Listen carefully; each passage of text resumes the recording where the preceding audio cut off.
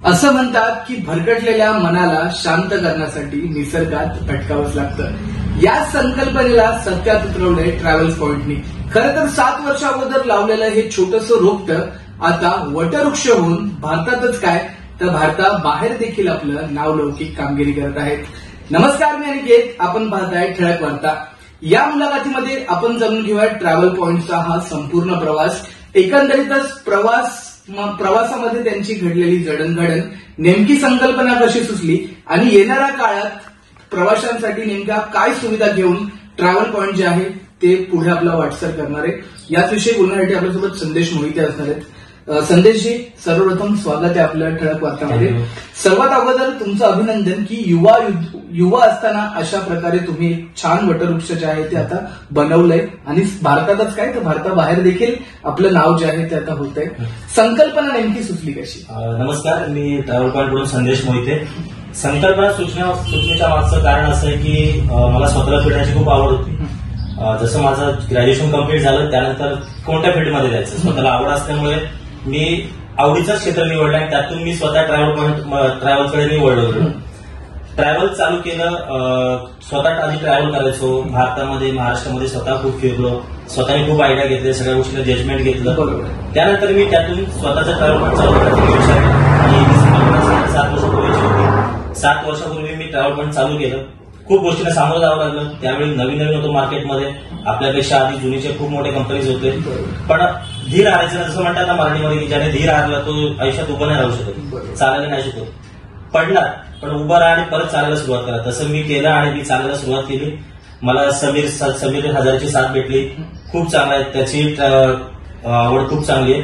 आणि ज्या क्षेत्रामध्ये आपल्याला आवडीचं क्षेत्र असतं ना, जसं आपण म्हणतो की घरी आपण येतो की घरी आलो की आपल्या चेहऱ्यावरती हसू लागलं, तसं कामावर केलं पण आपल्या चेहऱ्यावर हसू. एक समाधान तुम्हाला 100% समाधान आहे. म्हणूनच मी या फील्डमध्ये आतापर्यंत टिकून राहिलो. आपल्याकडे जे पण कस्टमर आहेत ना, तुम्ही बघा ना, खूप सारे रिपीटेड कस्टमर खूप जास्त आहेत. आणि त्याचं एक सगळ्यात मोठं रिझन म्हणजे फ्रेंडली ट्रिप असते आपली. आणि कॉस्टिंग तुम्ही जर बघाल ना, तर मी तुम्हाला बऱ्यापैकी चॅलेंज करेन की कोणत्याही कंपनीला तुम्ही कव्हर हे करा, त्या पैशामध्ये आणि त्या क्वालिटीचे हॉटेल नाही कोणी देऊ शकत. तर असे आपल्याकडे हॉटेल्स आणि रिपीटेड कस्टमर म्हणजे वर्षातून 2-2, 3-3 ट्रिप करणारे पण कस्टमर आपल्याकडे रिपीटेड कस्टमर म्हणजे ते मन जिंकून घेतले. हो. आणि जे पण येतात ते आमच्या घरच्यासारखे झालेले. आम्हाला स्वतःला ते पोरगा म्हणतात त्यांचे, कोण आम्हाला भाऊ म्हणतो. आम्हाला घरी जेवणासाठी आग्रहाचे आमंत्रण करतात. आणि असं एक कुटुंबासारखं आमची ट्रिप होते. जेव्हा आम्ही ट्रिपवरून घरी येतो ना, तर कमीत कमी पकडा महिनाभर तरी आमचा तो ग्रुप चालूच असतो की कसं झालं, मस्त झालं, खूप भारी. मग त्यांच्या घरात फोन येणार, हे खूप असतं. आणि दुसरं एक असं की आपल्याकडे जी मुलं आहेत, म्हणजे आता आपण बोलतो की कधीही स्वतःचा मुलगा स्वतःच्या वडिलांना फिरवू नाही शकत. आणि मग ते त्यांचं स्वप्न माझ्याकडे बघून पूर्ण करतात की त्यांच्या मुलांना माझ्याबरोबर फिरायला पाठवतात. पैसे आपण असतात त्यांच्याकडे, पण आपण आपल्या फॅमिलीला नाही फिरू शकत. म्हणजे खूप वेळ असतं की आपण जसं बापाला मिठी नाही मारू शकत, तसं आपण आपल्या फॅमिली सोबत नाही फिरू शकत. तर ते स्वप्न माझ्याकडे बघून पूर्ण करतात. आणि ते मला सांगते की संदेश जा आमच्या आईवडिलांना घेऊन जा. आणि त्यांचे आईवडील मला त्याला स्वतःचा मुलगा असल्याचं समजतात. मला रोज गाल ओढणार, घरी आल्यावरती मला फोन करणार. आणि त्यांच्या घरूनही आल्यानंतर मला फोन येतात की तू काय चालू केली आमच्या आईवडिलांमध्ये, की जेवताना पण तुझं नाव घेतात ते. तर तेच म्हणजे माझं मी म्हणत की हेच आहे की आपण म्हणतो की प्रयत्न केले की सगळं काय भेटत जातं, त्याप्रमाणेच आपण हे बोलू. नक्कीच. एकंदरीतच आपण पाहतो की एखादी टूर समजा 15 दिवसाची असते, तर जे काही प्रवासी असतात किंवा जे काही आपले क्लायंट असतात ते अगदी घरच्याप्रमाणे झालेलं असतं. म्हणजे सकाळी त्यांना उठवणं असेल किंवा लोकेशनला दाखवणं असेल, एक परिवार किंवा त्यांच्यासोबत प्रवास करणं असेल, मग ते एक अटॅचमेंट होऊन जाते. आणि 15 दिवस मग ते आपल्यासोबत असतात, तर अनेक गोष्टी गमती जमती होतात. असा एखादा किस्सा जो लाईफ टाईम लक्षात राहतो? हो, असे बरेचसे किस्से येतात. कारण की टूरवरती आपण म्हणतो जेवढी मन तेवढे सगळ्यांचे प्रश्न. खूप सारे प्रश्नांना सामोरं जावं लागतं. कधी कोणाला समजा सकाळी उठल्यावरती काय काही लोकांचं मला खूप आश्चर्य होतं. काय काही लोक मला सकाळी उठून फोन करणार, सकाळी 5ला 6ला उठणार की अरे संदेश, आमच्या रूम मध्ये टॉवेल नाही. तर मी त्यांना म्हणून हसत सांगतो की टॉवेल नाही तर तुम्ही लँडलाईनवरती फोन करा. पण आता बऱ्याच लोकांना हे माहिती नसतं. कारण की आता जे म्हणजे आमच्या साईडचे जी लोक आहेत ते अजूनपर्यंत असे म्हणजे एकदम खूप चांगले असे हॉटेलला 3 स्टार हॉटेल 4 स्टार हॉटेलला नाही गेले. त्यामुळे तिथल्या सुविधा बऱ्याच जणांना माहिती नसतात. गरम पाण्याचा टॅब, लेट पाण्याचा टॅब, ह्या गोष्टी नसतात माहिती. किंवा गिझर कसं ऑन करायचं, तर ते बऱ्याचशा त्यांना शिकवावं लागतं. तर ते खूप मला आवडतं तसं की कोणातरी आपण शिकवतोय, म्हणजे ज्या वयात आपण काहीतरी शिकण्याचं वय आपण त्या वयात आपण कोणतरी शिकवतोय, अगदी लहान मुलांसारखं. तर त्यांना ते सगळं शिकवायला खूप मजा येते. किस्से मी तुम्हाला सांगतो थोड्या वेळात. आता आपण जर पाहिलं तर याचे 7 ते 8 ब्रांचेस तयार झाले. नेमकं कशा प्रकारे कार्य असतं आणि काय किती नेमके ब्रांचेस आपले आहेत? ब्रँच ओपन करण्याचं एक कारण असं की जे काम आपण एकटा माणूस करू तेच आपण जर 5 जणांनी मिळून केलं तर ते तुमचं काम थोडं सोपं होतं. तर आपली उल्हासनगरला ब्रँच आहे, कोमल स्वप्नील सावंत ती ब्रँच बघतायत. बदलापूरला रिद्धी जाधव म्हणून आहेत, त्यानंतर कस्तुरी मालवणकर ते बदलापूरचं बघतायत. खोपोलीला रीना आहे, रीना थोरवे आणि मनीषा पाठारे त्या दोघी बघतायत. तसेच आपलं मुंबईमध्ये भूषण शिंदे म्हणून आहे, भूषण शिंदे सर पण आपलं मुंबईमध्ये बघतायत. आणि कर्जतमध्ये अभिषेक कडम आणि विशेष दगडे हे बघतात. अशा आपल्या ब्रँचेस आहेत. आणि या ज्या ब्रँचेस आहेत हे पण आपले फुल फ्रँकली सारखे आहेत. म्हणजे जर तुम्ही येताय तर तुम्हाला जो तो येतो ना की असं सर म्हणून नाही, पण आपला भाऊ म्हणूनच जे आहे. तर त्यामुळे हा आपला बिझनेस पुढे पुढे ग्रोथ होत चाललाय. आणि एक सगळ्यात मेन सांगेल तुम्हाला की माझा सेल्ससाठी कोणी माणूस नाही. जे पण कस्टमर माझ्याकडे येतात ना सगळे रिपीटेड कस्टमर आहेत, एकमेकांना माउथ पब्लिसिटी करूनच रिपीट आलेले.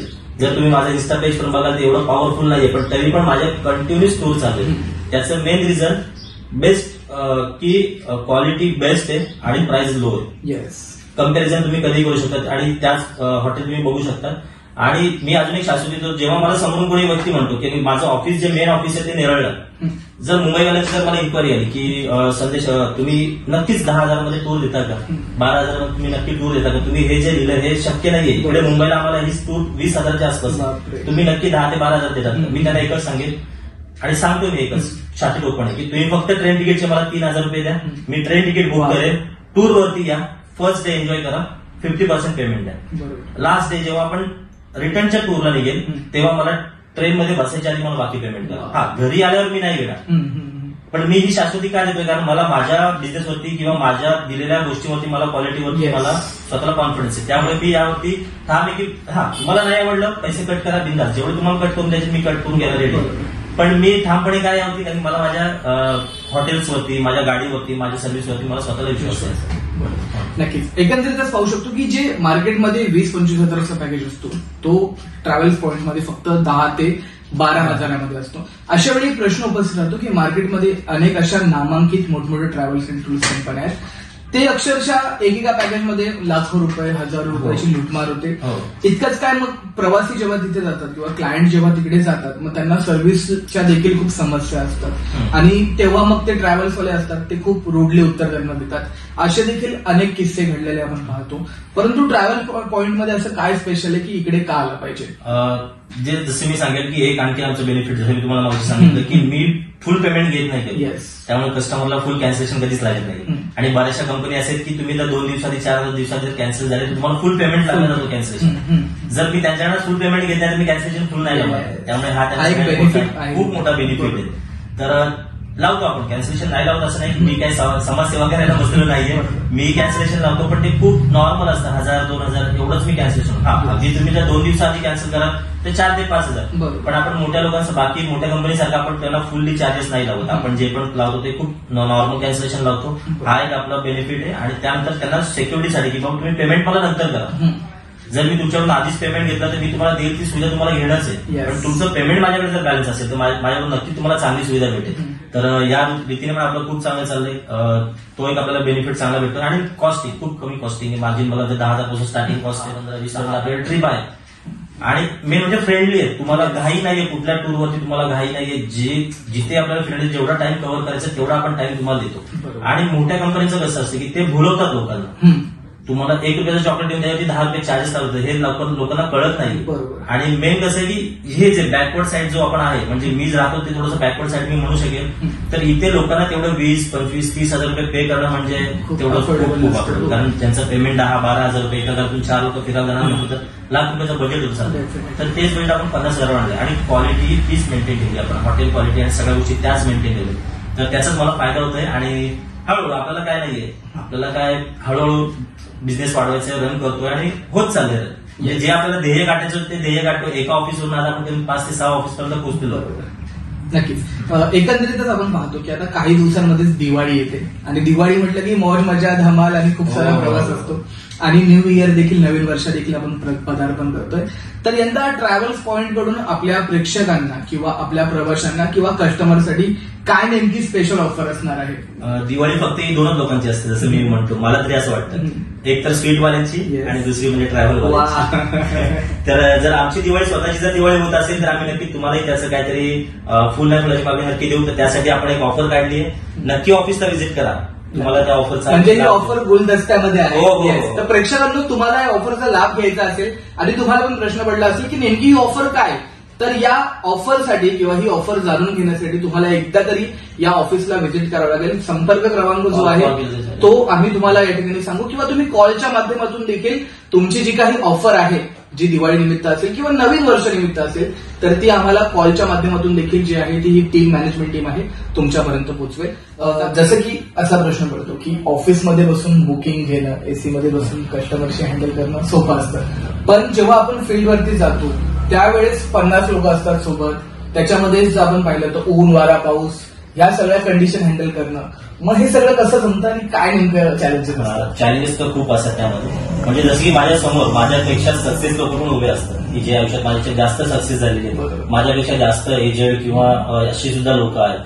तर त्यांना मॅनेज करायला एवढं असं काय प्रॉब्लेम नव्हत, पण कधी कधी फेसही करावं लागतं की काय. आता मॅनेजर हा शब्द असा आहे की मॅनेजर म्हटलं की या शब्दाची सगळ्यांनाच भीती वाटते, पण ट्रॅव्हल पॉईंट मध्ये मॅनेजर म्हटलं की सगळ्यांना हवासा वाटतं. बरोबर. कारण काय एनर्जेटिक, काही टूरवरती खूप असे वयस्कर लोक असतात, पण आपल्याकडे तसं नाही. आम्ही दोघे आहेत, ते पण सगळे यंग आहेत, बाकी जी आपली टीम आहे पूर्णपणे सगळे यंग आहेत, त्यामुळे एनर्जेटिक खूप आहेत सगळेजण. आम्हाला टूरवरती स्वतःला बॅगा सुद्धा उतरवतात, कधी कधी वेळ पडली तर आम्हाला कस्टमरच्या बॅगा सुद्धा उतरवतात आणि ते करावंच लागतं. कारण की मोठमोठ्या कंपनीचे जे ओनर्स आहेत ते स्वतः एसी मध्ये बसून असतात आणि टूरवरती मुलांना पाठवतात, जसं की 1000 रुपये 2000 रुपये पर डे देऊन ते दुसरी मुलं पाठवली जातात. तर त्यांच्यावर तेवढी कधी सोय नाही होऊ शकत. आपण स्वतः मालक असल्यामुळे आपल्याला माहिती की कुठे काय करायला पाहिजे आणि कुठे कमी पडल्यावरती दुसऱ्यावरती काम ढकलण्यापेक्षा जर आपल्याकडून होत असेल तर आपण नक्की करूया. तर अशा वेळी आम्हाला कधी बॅगा सुद्धा उतरतात आणि हे घडतं, खूप वेळा घडतं. किंवा कधी कधी ट्रेन मधून उतरल्यानंतर पण आम्हाला असं कधी वाटतं की बाबा त्या आजींकडे बॅग आहे, त्या आजोबांकडे बॅग आहे, तर आपण घेऊया. आपण झिजत नाहीये, पण ते आजी आजोबा ते बघून त्यांच्या चेहऱ्यावर मला जो आनंद भेटतो ना त्यांच्या चेहऱ्याकडे बघून खूप, आणि तेच मला तीच कमाई, खरी कमाई तीच. आशीर्वाद ही सगळ्यात मोठी कमाई. नक्कीच. तर एकंदरीतच पाहू शकतो की हा मोठेपणा असतो की जेव्हा आपण फील्डवरती जातो. खरं तर ऑफिसमध्ये बसून 4 गोष्टी सांगणं खूप सोपं असतं, परंतु फील्डवर जाऊन त्यांचा विश्वास संपादन करणं खूप कठीण असतं आणि तेच काम जे आहे ते ट्रॅव्हल पॉइंट गेल्या अनेक वर्षांपासून करताना दिसून येत आहे. जसं की एखादी टूर निघते, मग त्यामध्ये अनेक गमती जमती होत असतील की 15 दिवस जेव्हा तुम्ही त्यांच्यासोबत असतात तर एक अटॅचमेंट, एक बाउंडिंग होते घरच्यासारखी. तर अशी एखादी आठवण जी खूप मेमोरेबल येते आणि कधी कुठे आठवलं की चेहऱ्यावरती अलगद असं असं येतं. अशा खूप साऱ्या गोष्टी आहेत, कारण काय जेवढ्या ट्रिप येतात प्रत्येक ट्रिपवरती अशा खूप साऱ्या आठवणी निघतात की ज्याच्यातून आपण हसतो खूप, कधी कधी रडायला येतं, कधी खूप टेन्शन सुद्धा होतं की आता काय करूया. कारण की खूप वेळा काय होतं की ट्रेनचं टायमिंग जे असतं, जे पोहोचायचं जे ट्रेनचं टायमिंग असतं त्याप्रमाणे ट्रेन खूप 5 ते 6 तास लेट. काही मागे किसान आंदोलन जेव्हा चालू होते तेव्हा खूप साऱ्या ट्रेन 12 तास सुद्धा लेट झाले. मग त्यातून आपलं शेड्यूल जे पुढचं आहे ते खूप हेक्टिक होऊन जातं. म्हणजे काही काही आपल्याला गोष्टी स्किप सुद्धा करायला असतात.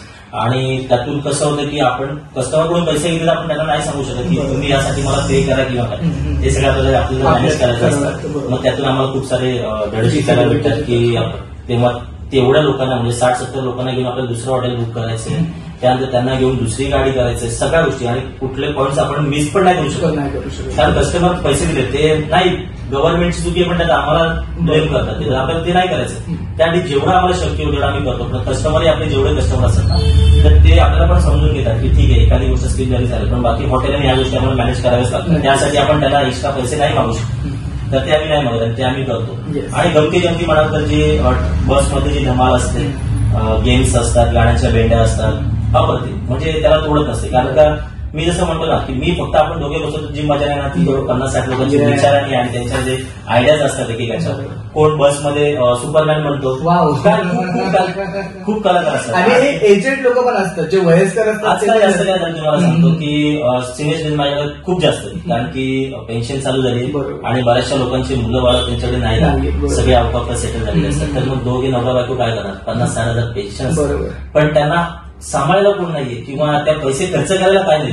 मुलांना ऑलरेडी तिकडे लाख रुपयाचं पॅकेज असतं, सिनियर सिटीजन माझ्याकडे खूप जास्त बरोबर. करावं आणि येऊन ते हॅपी होतात. आणि असेही सिनियर सिटीजन आहेत की टूरवरती आल्यानंतर टूर चालू असताना मला सेकंड टूरचे पण पैसे देतात. वाव. की संदेश Advance booking. हो ऍडव्हान्स की संदेश तुम्ही नेक्स्ट टूर कोणती आहे बरोबर. मग हे त्याचे ऍडव्हान्स घेऊन ठेव. अशा आमच्याकडे जोशी काका काकू आहेत, Yes. खूप हौशी आहेत. पाटील काका आहेत, खूप हौशी, म्हणजे वय त्यांचे 70+ आहेत. बाप. पाटील काका तर 82 वयाचे, बाप. पण त्यांची तुम्ही हौस बघा ना, ते चांगल्या तरुणांना पण लाजवते. मग त्यांना हँडल करताना असं कुठेतरी वाटत नाही? काहीच नाही. त्यांचं एकच वाक्य असतं, संदेश मी तुझ्या रूमला राहणार. वाव. त्यांच्या बॅगेमध्ये काजू बदाम. हा विश्वास तुम्ही हो, जिंकला आहे. त्यांच्या बॅगमध्ये काजू बदाम असणार. रोज सकाळी उठले तर ते 50 सूर्य हे मारणार, 14 वर्ष मारणार, काजू बदाम खाणार, वय वर्ष 82. क्या बात. पण खूप म्हणजे त्यांच्या आपण म्हणतो ना की त्यांच्या जिद्दीला तोड नाही.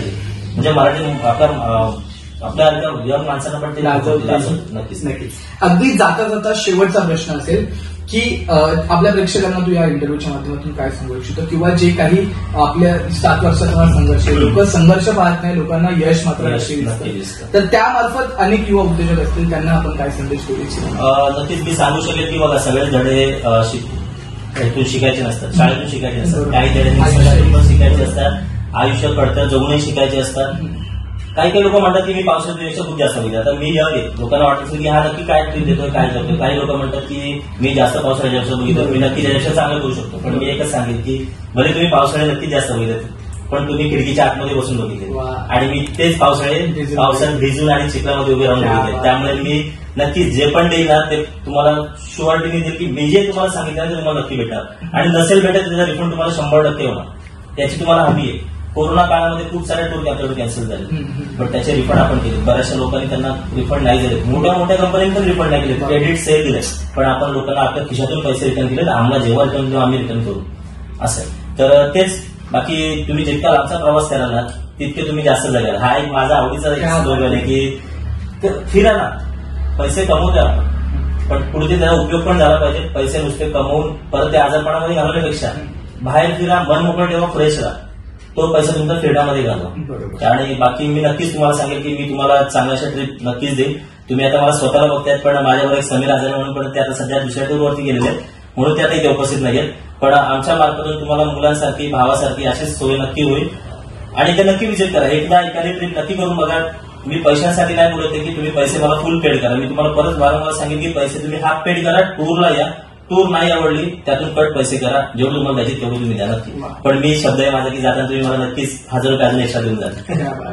नक्कीच. खरं तर प्रत्येक मध्यमवर्गीय तरुणाचं स्वप्न असतं की आपल्या परिवाराला एकदा तरी प्रवासासाठी कुठेतरी लांब न्यावं, त्यांना विमानात बसवावं. परंतु सध्या महागाईच्या युगात हे अशक्यच होऊन बसले. परंतु ट्रॅव्हल्स पॉइंट तुमच्या या स्वप्नांना आता पूर्ण करणारे. तर वाट कसली पाहताय, संपर्क क्रमांक जो आहे तो आपल्या डिस्क्रिप्शन मध्ये दिलाय. इतकंच काय, तर पत्ता आणि ज्या काही ब्रांचेस आहेत त्यांचा देखील संपर्क क्रमांक दिलेला आहे. तर आजच कॉल करा आणि या प्रवासाचे साक्षीदार व्हा. तुम्हाला हा एपिसोड कसा वाटला आणि तुमच्या काही गमती जमती असतील प्रवासासंदर्भातल्या, तर त्या देखील आम्हाला कमेंटच्या माध्यमातून नक्कीच कळवा. तुर्तास धन्यवाद. व्हिडिओ जर्नलिस्ट स्वप्नील सावंत सोबत मी अनिकेत, ठळक वार्ता नेरळ. धन्यवाद.